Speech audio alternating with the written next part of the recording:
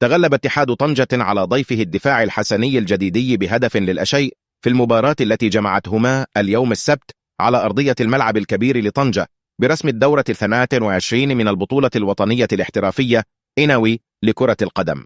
وسجل هدف الفريق المضيف يوسوفا كوناتي دي 79.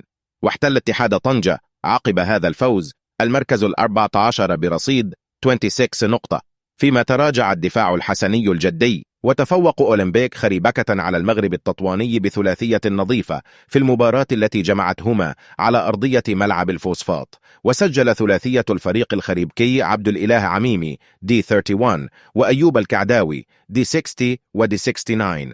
ورفع أولمبيك خريبكة رصيده عقب هذا الفوز إلى 25 نقطة في المركز 15، فيما ظل المغرب التطواني في المركز 13 برصيد 29 نقطة.